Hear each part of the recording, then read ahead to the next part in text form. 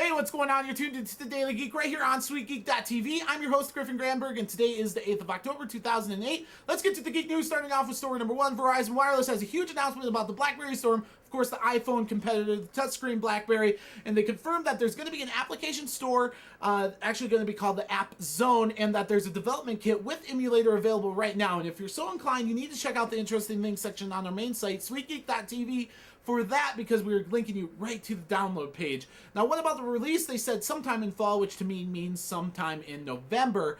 Now, what about the price point? They didn't mention anything about that, but there are rumors saying it's going to be around $200 with a 1 or 2 year contract, which is going to compete with the iPhone pricing. Once we know more about the release date and the price point, we'll make sure to let you know right here on the Daily Geek. Let's move on to story number two. Google's going to be doing in-game advertising for online games. You see it on Xbox and PlayStation games, you know, in the game advertising. Well, they're going to do that for online games here soon. You should start being able to see that online. Let's move on to story number three. Click to buy buttons are being added to YouTube music videos. Now, this is another attempt for Google to make money off of YouTube.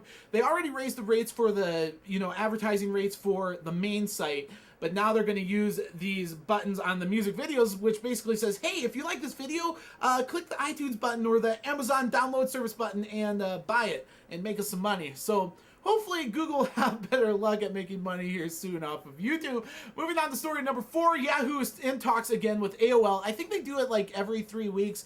I think it's almost out of addiction anymore.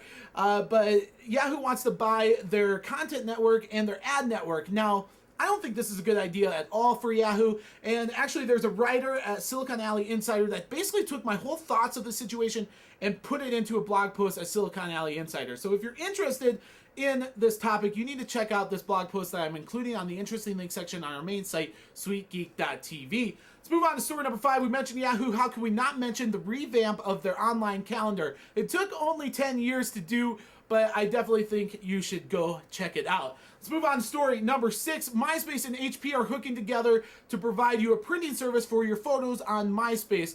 It's not a bad deal to be able to print your photos directly right from MySpace, and that's exactly what they're doing with the HP printing service. Not bad feature. Let's move on to story number seven, the last story of the day.